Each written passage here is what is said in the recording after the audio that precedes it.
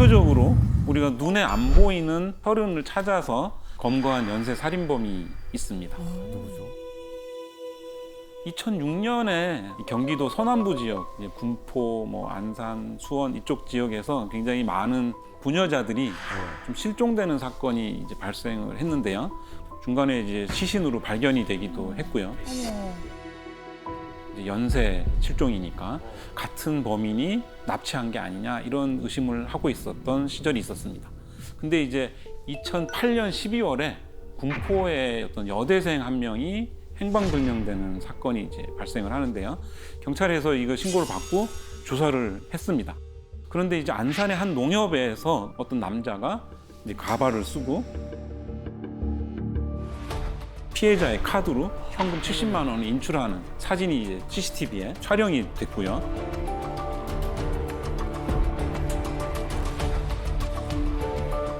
행방불명되는 그 시점을 중심으로 해서 범행 시간에 일단 통과된 차들을 CCTV를 이제 많이 분석을 했는데 그 중에 검은색 에쿠스가 이제 용의 차량으로 이게 떠오르게 되는데 차량 명의자는 보니까 여성이었어요. 60대 여성이었는데 그 사람한테 전화를 했더니 사실 운전은 아들이 하고 있다 이렇게 얘기를 합니다.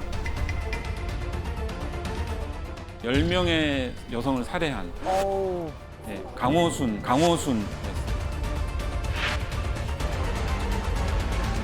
강호순은 그 여성 편력이 좀 있었던 연쇄살인범이었습니다. 그리고 굉장히 지능범인데요.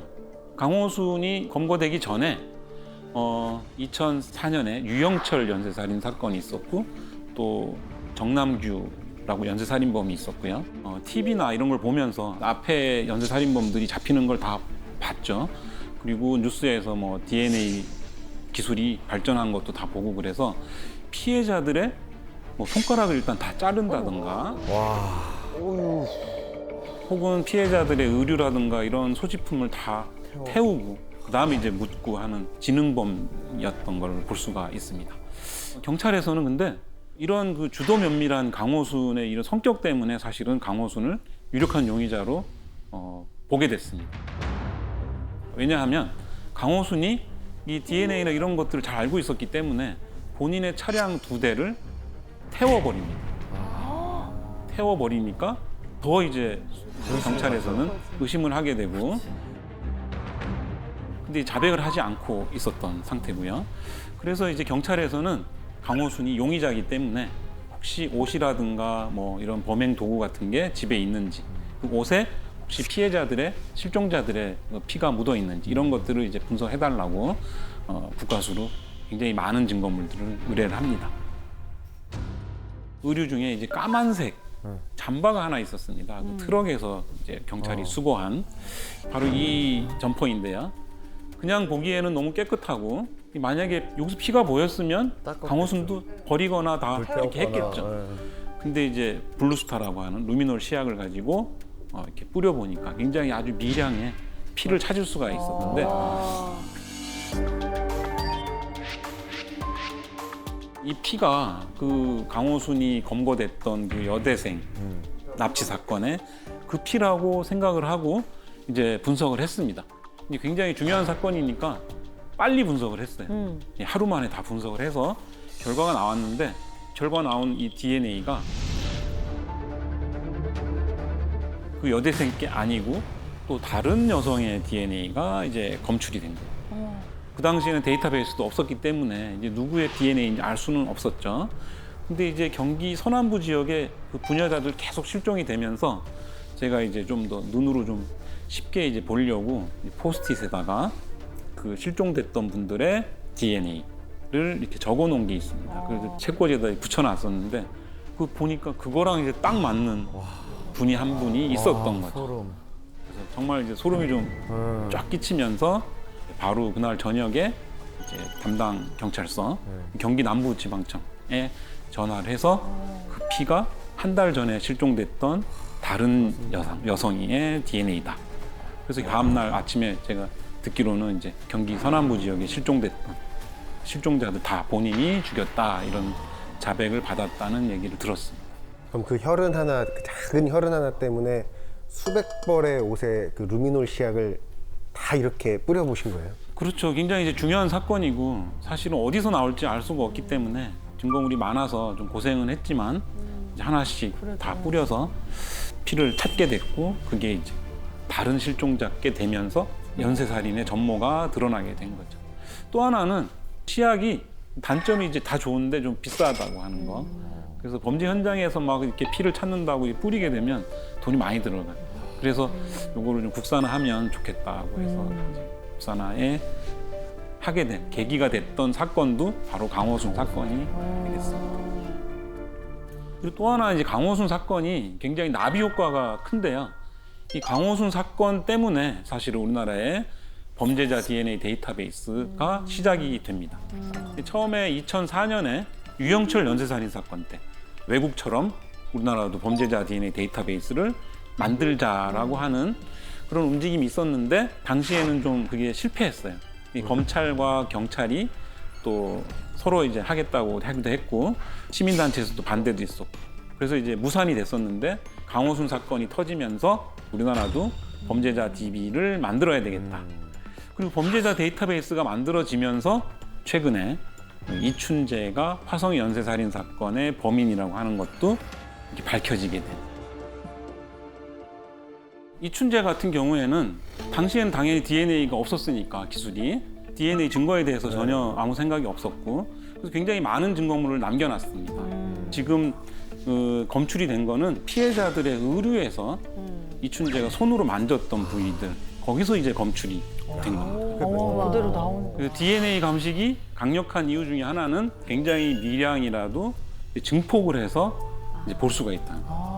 그래서 우리가 뭐 눈에 보이지 않는 혈흔도 마찬가지고 손으로 만진 그런 증거물에서도 DNA가 검출이 될 수가 있습니다. 와.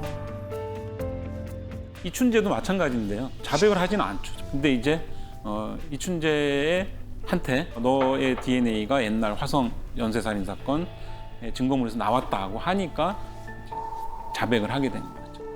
DNA가 나왔다고 하니 내가 자백을 한다 이렇게 얘기를 했습니다.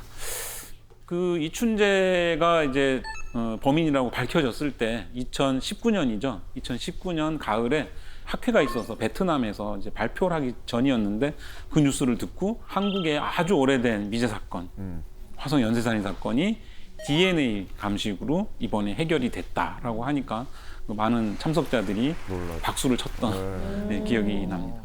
제가 들으면서 좀 신기한 게 30년 전에 흘린 땀도 분석이 되나요? 굉장히 오래된 시료에서도 분석이 가능합니다. 이 이유는 DNA라고 하는 물질이 원래 굉장히 안정한 물질입니다. 생각해 보시면 아주 오래된 이집트 미라라든지 또 심지어는 2만 년 된 네안데르탈인 화석에서도 DNA 분석하는 걸 보면 굉장히 DNA가 안정하다는 걸 볼 수가 있고요. 근데 이제 피 같은 경우는 좀 육안으로도 관찰 가능한 자국이 있는데 땀은 사실은 그런 게 없잖아요. 그거 어떻게 거기에 그 땀이 있을 거라고 또 추정을 하고 또 이거 하시는지. 뭐 혈액은 아까 루미놀로 찾을 수도 있고 한데 땀이나 이게 만진 부위는 사실은 찾기가 어렵습니다. 그걸 찾기 위한 연구는 지금 하고 있지만 일단은 있을 것 같은 부위를 닦는 거죠. 아, 목 뒤, 그렇죠. 뭐 장갑이면 안쪽, 뭐 팬티면 또 어디 만질 수 있는 사이즈가 작으면 다 닦을 수도 있고.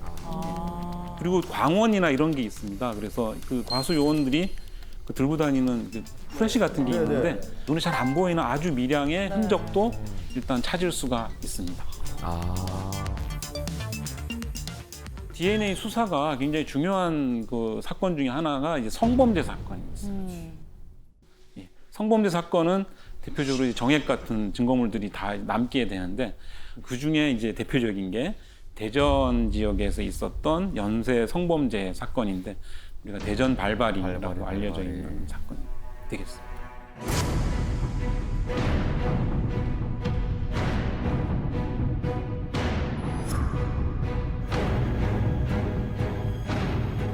피해자가 100명이 넘는 사건이고 처음에 이제 택시 기사를 하다가 승객이 이제 한 명이 무시하는 말을 해서 범행을 시작을 하고 근데 안 잡히니까 이제 계속 하게 됩니다.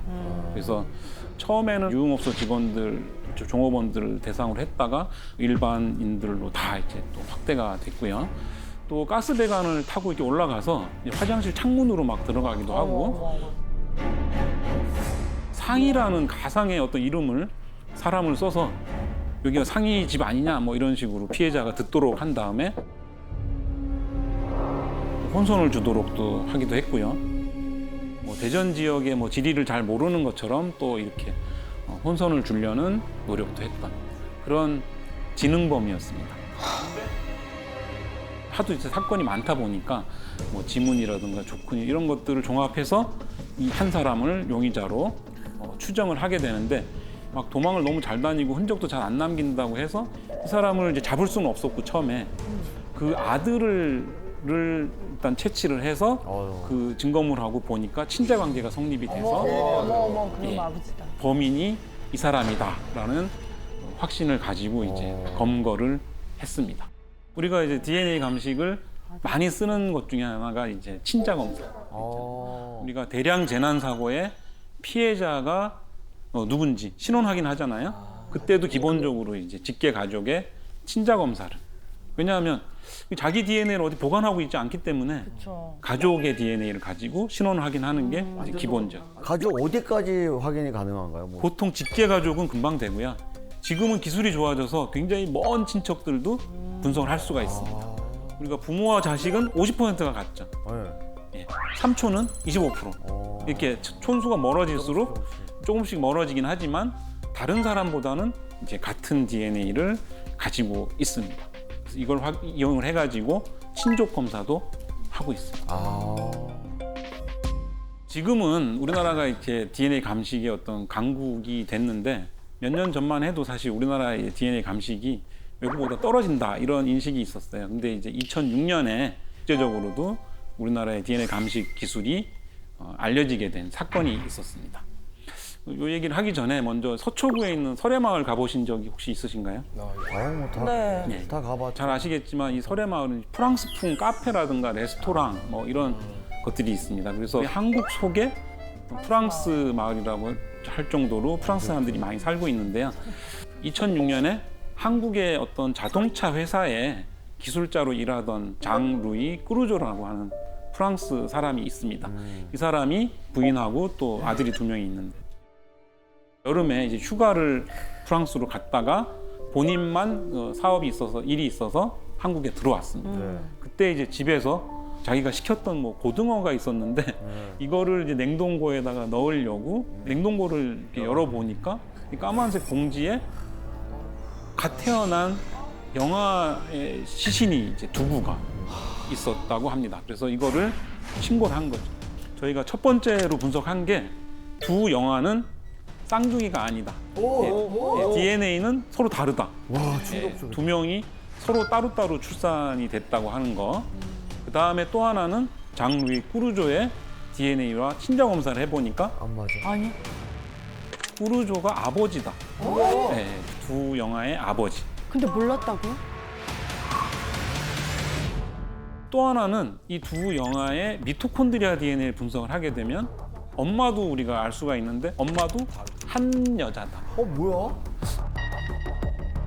사실은 집에서 출산한 것 같이 이제 생각이 되니까 일단은 그 부인이 가장 용의자가 될 수가 있는데 부인하고 아들들은 다 이제 프랑스에서 돌아오지 않은 상태라 이제 분석할 수가 없었고 그래서 그 집에 있던 모든 생활용품들을 수거를 합니다. 그래서 예를 들면 칫솔, 칫솔. 귀이개, 그다음에 쓰던 연고, 뭐 이런 거 빛 같은 거 그거 하니까 그 중에서 영아들과 친자 관계가 성립이 되는 여성의 DNA가 나왔어요? 검출이 된 거죠. 여성. 엄마. 그래서 당연히 엄마로 일단 추정을 할 수가 있었는데 그러니까 이 프랑스인 부인이 프랑스에서 막 인터뷰를 하면서 자기는 옛날에 자궁 적출 수술을 했다. 굉장히 이제 미궁에 좀 빠지기 시작을 했습니다. 베로니크가 자기 자궁 적출 수술을 했다고 하니 그 병원을 찾아가서 보니까 뭐 수술한 그 기록이 있고 있어요? 그 자궁에 조직이 남아 있는 거죠. 미치겠네. 그래서 그게 굉장히 중요한 증거물이 되잖아요. 이거를 이제 분석하면 이제 밝혀질 수가 있게 되는데 성공적으로 우리가 DNA를 확보를 하고 봤더니 일치를 하는 거죠. 그 칫솔에서 나온 것과 일치하고 이 아이들의 어머니가. 그래서 이걸 가지고 최종적으로 발표를 합니다. 아, 이 부인이 예, 범인이다.